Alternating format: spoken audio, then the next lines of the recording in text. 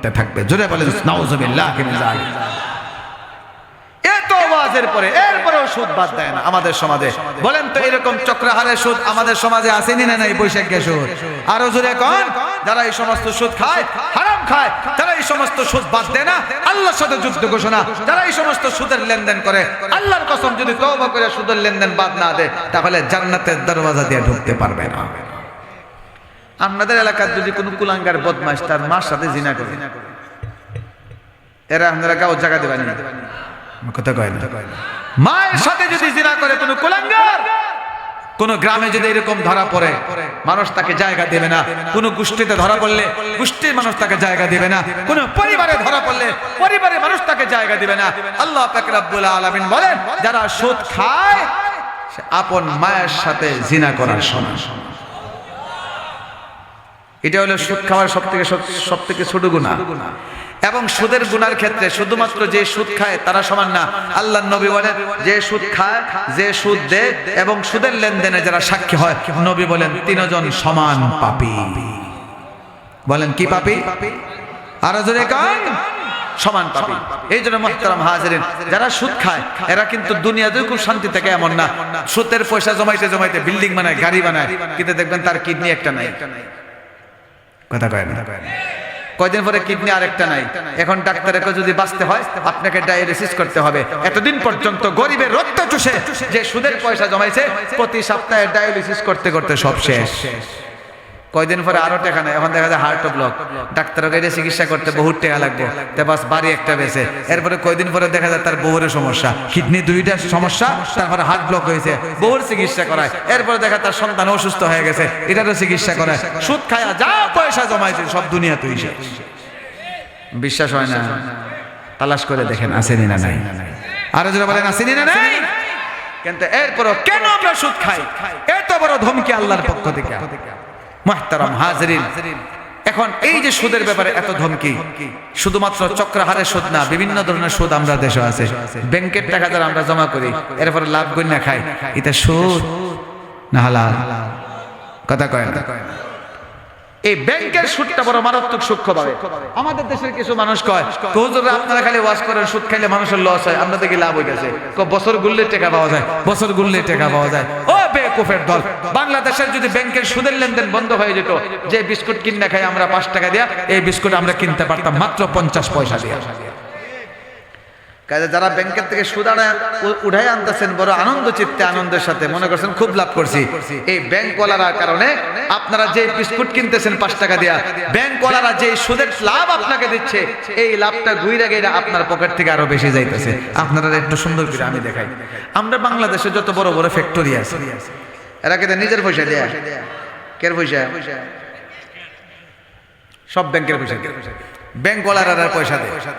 এবং এই ডাকাতরা এত শয়তান, বড় বড় ফ্যাক্টরি ইন্ডাস্ট্রি করে নিজেরা আলিশান বাড়ি করে, বড় বড় দামি দামি গাড়ি করে, ব্যাংকের ঋণ শোধ করে না। এখন ব্যাংকওয়ালা যখন টাকা দিছে, ব্যাংকের যে টাকাটা দিল কোম্পানিতে, এই টাকাকে ব্যাংকের বাপের না আমরার পকেটে? কথা বলেন না? এই ব্যাংকে রিক্সাওয়ালা টাকা জমা রাখে, কামলা টাকা জমা রাখে, দেশের গরিব জনগণ তারা টাকা জমা রাখে, বিদেশে যারা কষ্ট করে পয়সা উপার্জন করে এরা ব্যাংকে টাকা রাখে। সেই আমাদের গরিব মানুষের জমানো টাকা এই বড় বড় শিল্পপতিরা ব্যাংকে থেকে লয়ে যায়। নেজে সুদ ছাড়া না সুদের উপরে ব্যাংকে দিব 1 কোটি, কয় আগামী 6 মাস পরে কথার কথা দিবেন 1.5 কোটি। এখন এই যে ব্যাংকের থেকে সুদের উপরে টাকা নিয়া ফ্যাক্টরিওয়ালারা ফ্যাক্টরির বিস্কুট বানাইলো, যে বিস্কুট সরাসরি পয়সা দিয়ে বানাইলে যে বিস্কুটের দাম হয়তো 8 আনা 50 পয়সা, সুদের উপরে ব্যাংকের থেকে টাকা নেওয়ার কারণে এই বিস্কুটের দাম হয়ে গেছে 5 টাকা। এদিক থেকে ব্যাংকে আপনারা লাভ দিতেছে, আর একদিক থেকে মিল ফ্যাক্টরির জিনিসপত্রের দাম বাড়াইয়া আপনার পকেট থেকে দিছে 2.5 টাকা, নিতাছে 5 টাকা। সূক্ষ্ম বিষয় সবাই বুঝে না, সবাই বুঝে না এটা। কাজে যারা মনে করতেছেন ব্যাংকে টাকা রেখে আমি খুব লাভ করতেছি, আপনার মতো বেকুফ কেউ নাই। ব্যাংকে আপনাকে সরাসরি লাভ দিতেছে 2.5 টাকা, কিন্তু আপনার পকেট থেকে নিচ্ছে কত? যে কাপড়ের দাম হয়তো মনে করেন 50 টাকা গজ, এই কাপড় আপনি কিনতেছেন 150 টাকা গজ, এই কাপড়টা 150 টাকা গজ হওয়ার কথা না, কিন্তু যেই ফ্যাক্টরিওয়ালা এই কাপড়টা বানাইছে সে ব্যাংকের থেকে সুদের উপরে টাকা আনছে, সে আনছে 1 কোটি টাকা, ব্যাংকওয়ালাকে দিতে হবে 1.5 কোটি টাকা, এই 1.5 কোটি দিয়ে টাকা দিয়া তারপরে তার লাভ করতে হবে। যে কারণে এখন করে কি, যেই পণ্যটার দাম হওয়ার স্বাভাবিক কথা ছিল এটাকে 2 গুণ 3 গুণ দাম বাড়ায়া তারপরে আমাদের পকেটে ঢুকাই দেয়। জুড়ে বলেন ঠিক না ঠিক? শুধু এখানেই শেষ, অনেক ফ্যাক্টরিওয়ালারা ব্যাংকের থেকে সুদের উপরে টাকা নেয়, নিয়ে টাকা আদায় করে। বছর যায় ব্যাংকওয়ালারা যখন চাপ দেওয়া শুরু করে, এখন মামলার প্রস্তুতি নেবে, তখন ফ্যাক্টরিওয়ালারা করে কি, গোপনে পেট্রোল দিয়া ফ্যাক্টরি জ্বালাই দেয়।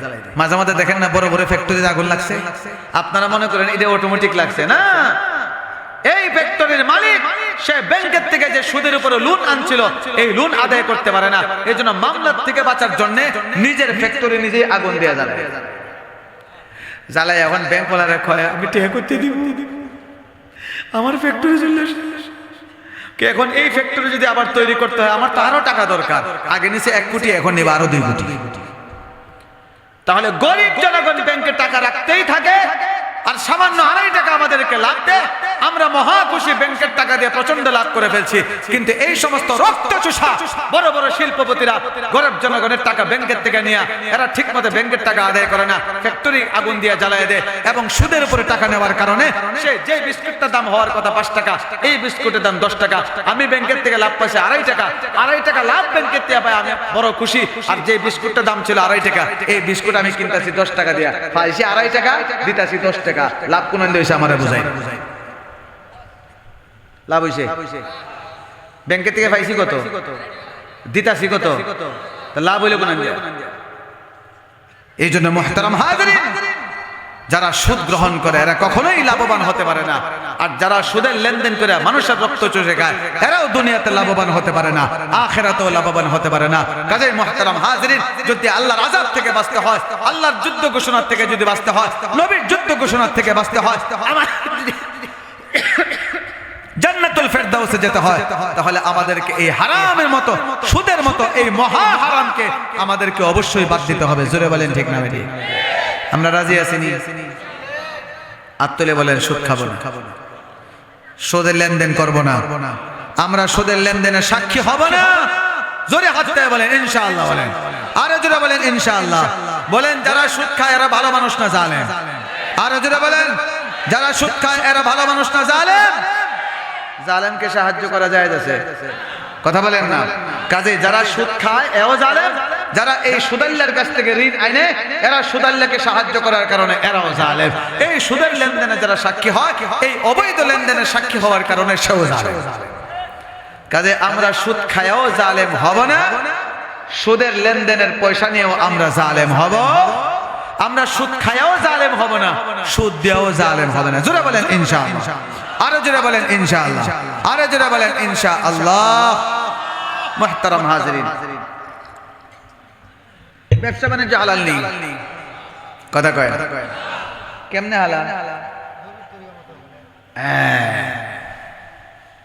এই পৃথিবীতে যতগুলো হালাল পন্থা আছে এর মধ্যে একটা হালাল পন্থার নাম হলো ব্যবসা বাণিজ্য। হালাল পন্থার নাম হলো ব্যবসা বাণিজ্য। আমাদের নবী জানায় গেছেন কাসবুল হালালি ফরিদাতুম বাদাল ফরিদা, হালাল উপার্জন করা ফরজের পরের ফরজ। নামাজ একটা ফরজ, এর পরের ফরজ হলো হালাল ইনকাম করা। রোজা রাখা ফরজ, নবী বলেন এর পরের ফরজ হলো হালাল ইনকাম করা। হজ করা একটা ফরজ, নবী বলেন এর পরের ফরজের নাম হলো হালাল ইনকাম করা। আর যতগুলো হালাল ইনকামের সোর্স আছে এর অন্যতম একটা সুন্দর তরিকা হলো হালাল পন্থায় ব্যবসা বাণিজ্য করা। আমাদের নবী বলেন আত-তাজিরুস সাদুকুল আমিন মা'আন নাবিয়িনা ওয়াস সিদ্দিকিনা ওয়াশ শুহাদা'i ওয়াস সালিহিন। আমাদের নবী বলেন যারা বিশ্বস্ততার সাথে ব্যবসা করে, আমানতদারির সাথে ব্যবসা করে, সত্য কথা বলে যারা ব্যবসা করে, আল্লাহর নবী বলেন যেই ব্যবসায়ী আমানতদার, যেই ব্যবসায়ী সত্যবাদী, নবী বলেন সাধারণ মানুষের সাথে জান্নাতে না, এই লোকটা আমি নবীর সাথে জান্নাতে থাকবে। কিন্তু এই ব্যবসায়িক পদ্ধতিটাও হারাম হয়ে যায় যদি নবীর তরিকা মতে কেউ ব্যবসা না করে, কেউ ব্যবসা করতে গিয়ে ঠগায়। বুঝে না? আগে সিস্টেম আছে, আগে স্টিলের পাল্লা আছিল তো নিচে চুম্বক লাগাই রাখতে, নিচে দেয় 100 গ্রামের চুম্বক, যেটার মধ্যে মাল তুলবো এটার মধ্যে নিচে দেয় 100 গ্রামের চুম্বক। এখন দেখা যায় প্রতি কেজির মধ্যে 100 গ্রাম করে কম দেয়। সারাদিন যদি 100 কেজি মাল বেচে আর প্রত্যেক কেজিতে যদি 100 গ্রাম করে কম দেয়, তো কয় কেজি লাভ করছে? উফরে উফরে না তলে তলে, মাথে না, কথা কয় না? হালাল না হারাম? আবার বছরের শেষে আয় হুজুর আপনার মাদ্রাসা 500 টাকা কিনা দরে বেচা যে একটা লাভ হয়েছে, আল্লাহর রহমত। হ্যাঁ, কিনা দরে বেচা লাভ করছে, আল্লাহর বড় রহমত হয়েছে। এই রহমত উফরে আইলো না তলে তলে আইছে? এটা রহমত না গজব? আর জোরে কান, এই ব্যবসা হালাল না হারাম? কথা কন না? আরেকটা তরিকা আছে ব্যবসার মধ্যে, দেখবেন কি সুন্দর করে বড়ই উফরে দেয়, চোখ বড়ই, দেশি বড়ই, কেজি কত নেবো? 150 টাকা কেজি, 10 টাকা এখন না কি জাত বড়ই দেখছো নি, একবারে ফুটবলে ওটা দাও, আমার 1.5 কেজি দাও। এখন ফাল্লাটা ঢুকাইবার সময় জীবনে উফরে দেয়, ঢুকাই দেয় তলে দেয়। কথা কয়? কোন দিকে ঢুকা? হ্যাঁ, উফরে দেয় রাখছে ফুটবলের মতো বড় বড়ই, আর নিচে হইলে হয়তো কোটি বড়ই, খাসা বড়ই। এরকম বালা মানুষ ব্যবসায়ী আমরা দেশে আছে নি না নাই? আরো যেরকম বাজারে গেছে গাই বেচতে, সুবহানাল্লাহ, গায়ের উলান দেখলে কই দেখছুন নি টিফা রামালে দুধ বেড়ে দেয়, প্রতি টিফায় 1 কেজি। ঘটনা হইলে এই গায়ের অত দুধ নাই, এটা বাজারে নিবার আগে 3-4 দিন পর্যন্ত দুধ কিনাইছে না, যে ইচ্ছা মতো দুধ জমাইছে। এখন বেটা তো বড় খুশি হইয়া গাই কিনছে, আমার গাই এখন 4 কেজি দুধ দিব, এখন বাড়িতে না খিরাইয়া আধা কেজি দুধ বাইর করতে পারে না। বলেন এরকম বালা গরু ব্যবসায়ী আমরা দেশে আছে নি না নাই? আর যদি বলেন যারা এই সমস্ত ধোঁকাবাজি মানুষের সাথে করে, তাদের ব্যাপারে আল্লাহর নবী কি বলেন? মান গাশানা ফালাইসা মিন্না। কত বড় ধমকি নবী!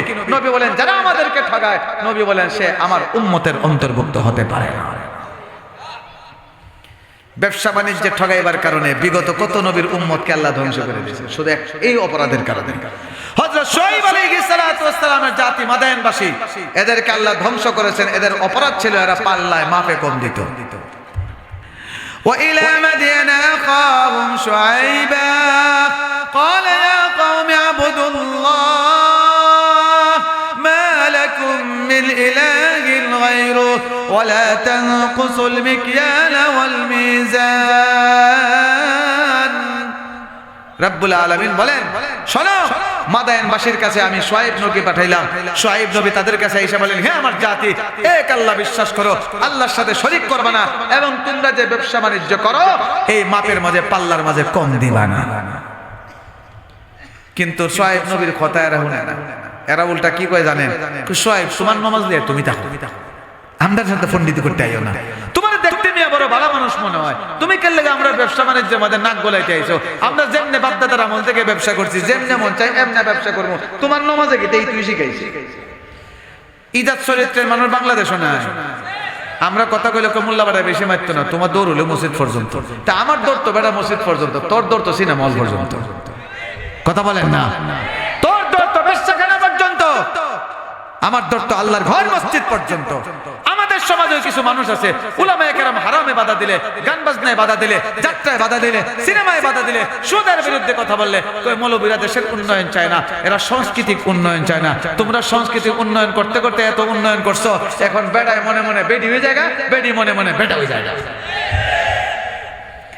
এটাই তো তোমাদের সংস্কৃতির উন্নয়ন। মুহতারাম হাজিরিন, আমাদের দেশে এক প্রকার মানুষ এরকম আছে। এখন শুআয়ব আলাইহিস সালাম যখন ওয়াজ করেন তাদেরকে, এখন তারা ঠাট্টা করতে আরম্ভ করলো। কি কয়? قالوا يا شعيب أصلاتك تأمرك أن نترك ما يعبد آباؤنا أو أن نفعل في أموالنا ما نشاء إنك لأنت الحليم الرشيد। قال يا شعيب أصلاتك تأمرك أن نترك ما يعبد آباؤنا أو أن نفعل في أموالنا ما نشاء। হে শুআয়ব, তোমার নামাজ কি তোমাকে এই কথা নির্দেশ করে আমাদের বাপ-দাদা যে পদ্ধতিতে ইবাদত করত আমরা সেই ইবাদত বাদ দিয়ে দেব? আমরা আমাদের মালের যেভাবে ইচ্ছা সেভাবে ব্যবসা করব, আমরা আমাদের এই সুন্দর লাভবান ব্যবসাটাকে আমরা তরক করে ছেড়ে দেব? তোমার কথায় তোমার নামাজে কে শিখাইছে? তোমার দেখতে তো বড় বালা মানুষ দেখা যায়, তুমি তো মোল্লা বাটা দেখতে তো ভালো দেখা যায়, কিন্তু একজন পয়গম্বর উম্মত জাহান্নামে যাবে, মানুষ জাহান্নামে যাবে, এটা পয়গম্বর সহ্য করতে পারে। এবং পয়গম্বরের সিলসিলা মোতাবেক যারা পয়গম্বরদের ওয়ারিস তারাও সহ্য করতে পারেন না। এই জন্য উলামায়ে কেরাম চিৎকার করে কথা বলেন, এই জন্য উলামায়ে কেরাম মাইকে বসে চিৎকার করে কথা বলেন। প্রচন্ড শীতের মাঝেও বয়ান করতে গিয়ে এক একজন আলোচকের মাথার দিয়ে টপ টপ করে ঘাম পড়ে। কেন? এটা উম্মতের প্রতি দরদ। আল্লাহর নবীর নবীগণের যে দরদ ছিল সেই দরদ নিয়ে উলামায়ে কেরাম কথা বলেন। ইল্লা মাশাআল্লাহ দুই একজন ব্যতিক্রম থাকতে পারে অন্যায় পন্থায় চলাফেরা করে, কিন্তু অধিকাংশ হক্কানে উলামায়ে কেরাম তাদের একটাই দৃষ্টি থাকে উম্মতকে কিভাবে জাহান্নাম থেকে হেফাজত করা যায়। এখন শোয়েব নবীর সাথে ঠাট্টা করে শোয়েব নবী ওয়াজ তো আর বন্ধ করেন না, আরো ওয়াজ করেন, আরো ওয়াজ করেন। এখন এরা শোয়েব নবীকে হুমকি দিতে আরম্ভ করলো। قالوا يا شعيب ما نفقه كثيرا مما تقول وإنا لنراك فينا ضعيفا ولولا رهتك لرجمناك وما أنت علينا بعزيز। কে শোয়েব, তুমি কি ওয়াজ করো? তোমার কথা আমরা বুঝি না। আসলে বুঝে না, না বুঝার বান করে। আপনার হুরুত্তা দেখবে যে সময় খেলাধুলা করে ছোট বাচ্চারা ঠুলি মুছি খেলতেছে, আপনার মনে করেন বাবা হিসাবে এক গ্লাস পানির দরকার। আপনি যখন যখন খেলাত মনোযোগ, তারা যখন কইবা আব্বু আমার লাগে এক গ্লাস পানিও না, দেখবে আপনার একটা কথাও বুঝতো না, খালি খুব আব্বু কিতা কইছ, এক গ্লাস পানি আনো বেটা। জি কিতা কইছ? আমার লাগে এক গ্লাস পানি আনো। আব্বা তুমি কিতা কইছ? খেলা তুই। আচ্ছা এক গ্লাস পানি আনো, এই কথা বাপের কথা বুঝছে না, কথা কন না। তাহলে বারবার কিতা লেগে যায়? জানে বাপের কথা শুনলে আমার খেলাত লস হইব, কথা বলেন না। এখন শোয়েব নবীর এই মাদায়েনবাসী উম্মত এরা জানে শোয়েব নবীর ওয়াজ যদি মানতে যায় তাহলে তো আমাদের ব্যবসায় লস হয়ে যাবে। আমরা তো মানুষদেরকে পাল্লা দিয়ে মাইপে ঠগাই, এই ঠগাঠগি বন্ধ হয়ে যাবে। এখন শোয়েব নবীকে ঠাট্টা করে শুরু করছে, শোয়েব তুমি কিতা ওয়াজ করো আমরা বুঝি না। قالوا يا شعيب ما نفقه كثيرا مما تقول وإنا لنراك فينا ضعيفا। কে শোয়েব বেশি ওয়াজ করতে যায় না, তুমি কিন্তু আমাদের মাঝে দুর্বল। তোমার সম্পদ নাই, তোমার টাকা পয়সা নাই, দামি দামি গাড়ি নাই, পুলিশ কিনবার পয়সা নাই, প্রশাসন কিনবার পয়সা নাই, তুমি কিন্তু গরিব মানুষ। হে শোয়েব তোমার ওয়াজের মাধ্যমে আমাদের ব্যবসায় লস হয়, আমাদের মনে চাই তোমাকে পাথর দিয়ে আঘাত করে মেরে ফেলি। কিন্তু এখানেও একটু অসুবিধা, তোমার কিছু মুরিদ টুরিদ আছে, এরা আবার চিল্লাচিল্লি করবে। এই শোয়েব নবীর জাতির মতো মানুষ এখন বাংলাদেশেও আছে, কথা কয় না। এরা আমরা দেখলে দাঁত কটমট করে, মোল্লার আরে তোরার লাগে আমরা সুদের ব্যবসায় লস হয়, তোরার জন্য যাত্রার গানের ব্যবসায় লস হয়। আরে মোল্লারা তোরা তো দুর্বল, তোদের টাকা নাই, প্রশাসন নাই, কিছু নাই, মন ডাইছে তোরারে মেরে নিতাম। কিন্তু অসুবিধা হইলে তোর গায়ে যদি আঘাত দেই তাহলে রতনপুরের মানুষের বেউয়ের বাড়ি তো আমার উপরে পড়বো, কথা বলেন না। হযরত শোয়েব আলাইহিস সালাম আল্লাহর পয়গম্বর, উনাকে যখন হত্যার হুমকি দিতে শুরু করলো তখন আল্লাহ পাক রব্বুল আলামিন এই জাতিকে পুরোটাই একসাথে ধ্বংস করে দিয়েছে। এই ব্যবসা বাণিজ্যের ঠগাঠগির অপরাধের কাজে মুহতারাম হাজিরিন, আমাদের দেশ, আমাদের আবহাওয়া, ভূমিকম্প থেকে আমাদের দেশটাকে যদি হেফাজত করতে হয়, ঘূর্ণিঝড় থেকে, সামনে বৈশাখের ফসল, শিলা বৃষ্টি, কাল বৈশাখের তাণ্ডব থেকে আমাদের ফসল যদি হেফাজত করতে হয়, তাহলে আমাদের সবাইকে চিন্তা করতে হবে এই সুদের লেনদেন বাদ দিতে হবে। মানুষ যখন ব্যাপকভাবে সুদ খেতে থাকে তখন এই রাষ্ট্রে ভূমিকম্প হয়, আসমান থেকে ঘূর্ণিঝড় আসে, শিলা বৃষ্টি এসে ফসল সবগুলো নষ্ট করে ফেলায়। অপরাধী আল্লাহ না আমরা।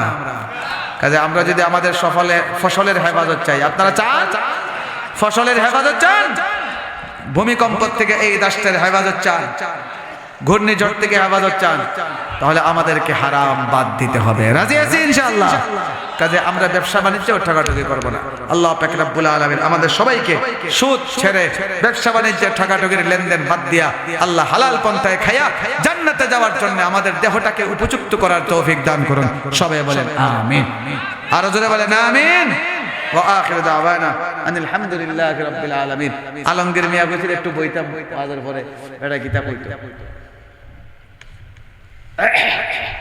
ইনশাআল্লাহ সবাই নিয়ে পরামর্শ হয়ে আগামী বছরের লাগি কিছু কালেকশন করে অর্থ আমার হতে পারে না, তো টিয়ারি দিব। আপনি আমরা গ্রামের মানুষ দাম টাকা হইলে দাও, এলে দাও না অভিযোগ থাকবে ও টাকা।